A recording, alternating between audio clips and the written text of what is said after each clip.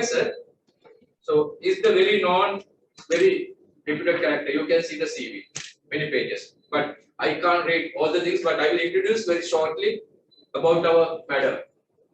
Okay. Professor Chitra Wedikkara is a qualified in the field of quantity surveying, architecture, project management, and law.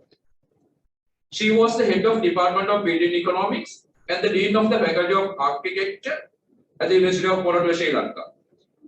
She is a fellow of the Royal Institution of Chartered Surveyors, fellow member of the Australian Institute of Quantity Surveyors, fellow of the Institute of Quantity Surveyors of Sri Lanka, fellow of the Sri Lanka Institute of Architects, fellow member of the Institution of Project Managers, member of the Royal Australian Institute of Architects, associate member of the Australian Institute of Builders, member of the Alternative Dispute Resolution Board in Sydney, Australia.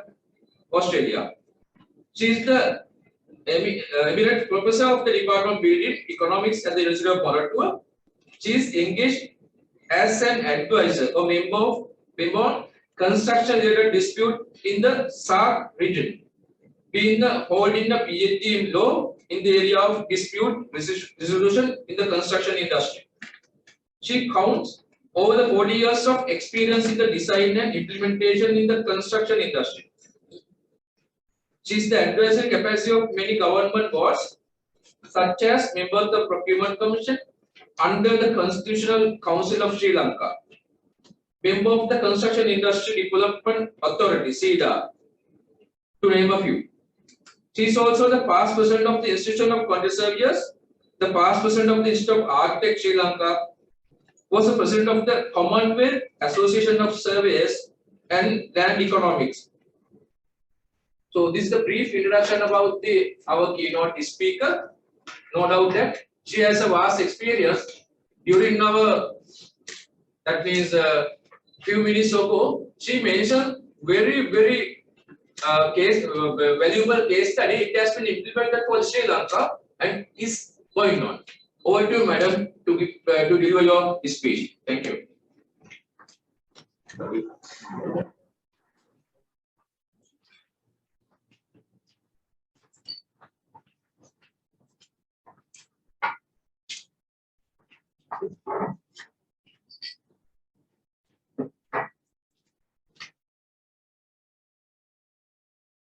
Engineer Wedikkara, thank you for that introduction. So let me start my keynote speech. Bridging the skill gap in the construction industry of Sri Lanka. President of the Organization of Professional Association, Mr. Wedikkara.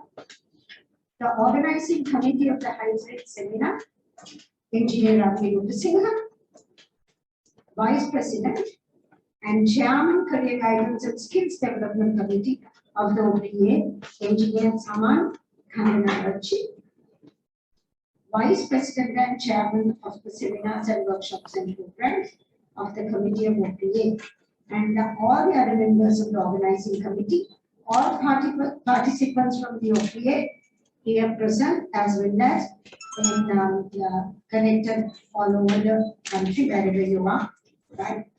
And members of the construction sector, and invited panel members, including Dr. Ravi Hansa Chandrasekar, Chairman Construction Council. Let me thank you for inviting me to give a speech today. On the commencement of the series of seminars by OPA, the discussion today is based on an important topic, namely bridging the skill gap in the construction industry of Sri Lanka. First, let me define the meaning of skill gap. A skills gap is defined as the disparity between job openings and people available and skilled enough to fill those jobs across all industries. A skills gap is considered by many to be one of the potential reasons for the labor shortage. Most people within the construction industry have heard the term labor shortage. As the number of project opportunities arises, many employers in the construction industry finds that carrying out additional work has been very stressful due to the lack of labor to fill the job. Chief Economist Ken Simonson at the Associated General Contractors of America India Organization Monthly Construction Employment Report stated that construction industry continues to add employees despite a shortage of workers with construction experience, but job openings are growing as contractors encounter a shrinkage of pool of experienced jobs. Therefore, this skills gap is a common phenomenon affecting many industries across the globe.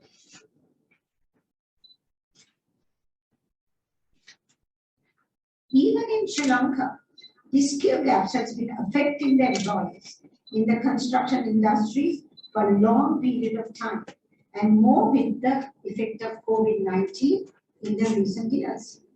Therefore, today, this panel discussion is based on the findings submitted as a report by eminent members of the panel.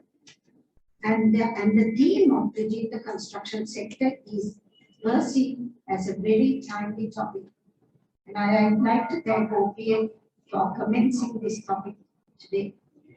The study that has been conducted to assess the skill gap in the construction sector of Sri Lanka.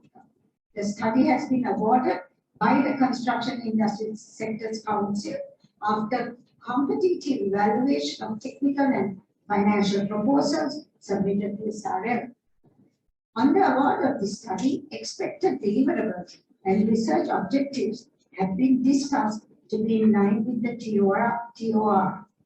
And it has been conducted and completed under the guidance and direction of the Construction Industry Sector Council in close association with major and special group of construction companies and other stakeholders in the industry. In the process, the deliverables have been completed in consultation under the guidance of the Construction Industry Sector Council. We should thank SRL, its council on all the stakeholders in the supply and demand side of the industry for helping to achieve all the deliverables identified.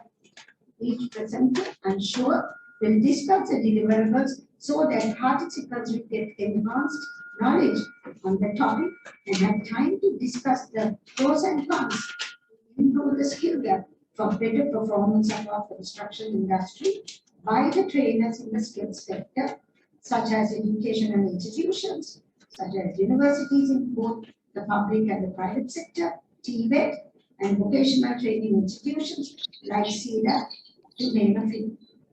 The construction industry is one of the supporting sectors of the economy in most countries. The industry covers areas such as architecture, civil engineering, but it's arranged in the professional sectors, while it includes the contracting sector as well as supply and manufacturing sector, having forward and backward linkages to many sectors in the economy.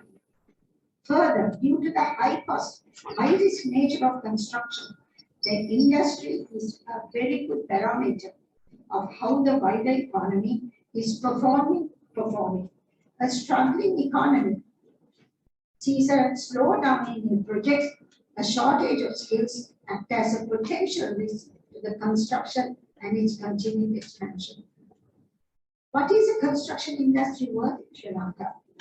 Construction industry to me is a very important subsector in the Sri Lankan economy. With the changes in the government in the past, the industry has shown vast changes of its contribution to country's GDP. As per the latest updates by the Department of Census and Statistics, the construction sector contribution to GDP in 2020 is 6.4%. The contribution from construction Sri Lanka to overall GDP increased from 934 LKR billion in 2016 to 1.121 billion in 2019. So you can see how important our subsector is. Of course, in the COVID situation, there will be some changes, but this is the actual contribution when we are doing very well in the construction industry. In comparison to the other key sectors, construction sector contribution to overall country GDP is around 6%, and it is in the fourth place when compared to other sectors like transport, manufacturing, etc. According to the Department of Census and Statistics, in 2020, the construction sector growth rate was -16%. And the construction sector was one of the highest impacted industrial sectors due to pandemic. You know, all of you know in the industry. The specific factors that have impacted this construction from 2020 even to date, to name a few, are the decreasing shortage of cement supply, shortage of important building materials, and this is referred from the skill gap report that has been given to me as my reference. And I'd like to say thank you to all those people who have done a wonderful research. I'm being an academic and a professor, I think it is a wonderful research report, and I applaud all the members who have done it. According to the total estimated workforce, as Mr. Wedikkara said, in Sri Lanka, total workforce is about 80 of this number. The construction sector workforce contribution is 7%. As per the estimated construction sector workforce by the Sri Lankan Census and Statistics for the year 2020, the estimated total workforce was 778,780, of which there is 80,505 foreign employees, 690,282 local employees, and of course, to me, it is really shocking, which I think Mr. Wedikkara also brought up, to see that there is only 13,966 women working on the construction sector, which is female representation and 9% male representation. All working in the construction sector, and most of them being skilled workers. I did a little study on my own. We have a little institute called Women in Construction, which includes both professionals and skilled people. So we did a training of 50 women from Learnaga to deliver in painting. We found that they were extremely skilled. And they are all now in the workforce in various aspects. So I think it's very shocking that the women sector has not been taken into the equation, because I feel that at least 20,000 women whole of Sri Lanka can be an asset to the construction industry. Because as you know, the findings of this, as you know, before coming to that, most of the young males, unfortunately, was going into the business. But of course, there is a big stock rate, and the construction industry stopped, asked them not to give loans, and we are trying to curb it. But still, there is a lack of the young males coming. So I am saying that the people who are in the training, Tibet and all these people, must take the women into account, because in my opinion, anyway, the finding of the report also states that 6,000 billion worth of construction projects will be implemented for the next 5 years. Of course, 2026, but with this current situation, it may be a little later than that, but still, 1 million workforce is needed for 6,000 billion construction projects. Approximately 650,000 direct workforce and 100,000 foreign workforce is necessary. I also have done a little breakdown, and I know how many carpenters we need, how many carpenters we need, how many painters we need, because I also know that I'm very passionate about this construction industry. Okay. So as the report says, and as Mr. Wedikkara said, 250,000 to 350,000 workforce in shortage. How does the economic conditions such as recession, pandemic situation affect the skills shortage? The report identifies that there is a workforce shortage. A combination of factors can be credited to the construction skill gap. But put simply, the reason is there is not enough participants to cover the demand. This is largely due to the diminishing uptake of employment in the industry. This uptake varies from various professional groups to the labor skills in the various trade sections in the industry. The current economic environment and the pandemic situation had led to layoffs and leaving of workers impacting the industry with long-term implications, showing that there is a shortage of number of new workers entering the profession across the world. What are the possible solutions? We have to ensure that the construction sector remains stable, and it requires both government and private sector to have a long-term strategy for implementation. It has to have the synergy and the commitment from the stakeholders in the industry. In order for the industry output to improve, employers will have to find the right balance between attracting new recruits and looking after the current. We have to all act and ask for new talent. One of the important factors that I would like to highlight, being a woman, working in the construction industry for nearly 30 to 40 years, the construction industry is almost exclusively male-dominated industry.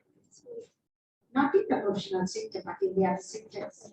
The reasons for limited participation of women in the construction industry, to identify a few, is less social acceptance, sexual stereotyping of the profession, sexual discrimination, gender-based harassment, and cultural factors that still remains the reasons for low female participants in the sector.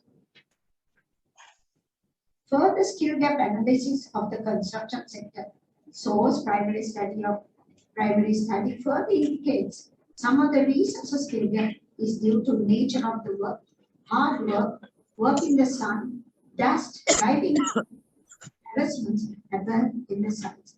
Working hours are late. Finally, family commitments, engagement as babysitters, housemates, all these affect the female sector. The industry is not attractive to women at all and has low awareness of the job categories available and cultural barriers across the board. In my opinion, the involvement of women in the construction industry has to increase. When I was in Vietnam, you should see the amount of women doing the light trades, and they are highly skilled and trained. For example, in my opinion, the involvement of the construction industry has to be increased, such as train them in the light trades, such as painting, which I myself have done it and I know it is successful. Then tiling, light plumbing work, aluminium trade, and other internal light trades. Giving them flexible hours and build up their self-esteem. Women will be one source of bridging the skill gap, where the young male's intake is dwindling due to the other interests, and recruiting of women may be an added asset to the construction industry, because women are multi-skilled and they can concentrate on one work. They finish that and then only they will proceed. Because I have had experience of putting these women who we got multi-lateral trained, and we gave them a certificate and we gave them a workers' compensation free of charge. And then we got them to work for 1 month in various CS1 contractors like Suntem, Maga, ICC, Tadava. And we had lady engineers there. And they paid them a training number, and then after that, they were paid a profit. And you must see the level of their bringing up that family. They dressed well, they had the self-esteem, and they worked very hard. And today, some of them are entrepreneurs, and they are also have painting training and taking jobs in house painting. So all these things, don't think you mustn't undermine the woman. It says that in the house, the woman is the one who manages the house, not the man. Man only brings money. The woman is the one who manages everything else. Okay, I'm a bit biased about it. Anyway, right. So women will, so what are the lessons learned? Diversity and imbalance in the construction industry. The lack of qualified workers, whether professional or otherwise, is hindering the continued growth. As the public and the private spending on construction increases, resources become stretched and the holes in the labor market become further heightened. The lessening of workforce is very real worry for employers, and failure to bring through new candidates could prove detrimental to the long-term prospects of the industry as well as our country. I have highlighted few aspects in my speech of some areas brought out in this report to be discussed today by very eminent panel speakers. I'm sure they will bring in their expertise on each aspect and discuss the importance of these issues and help our lawmakers, government, as well as the public and the private trainers, and showcase the way forward in terms of bridging this skill gap in our construction industry in Sri Lanka. I wish everyone a successful deliberation on this important topic.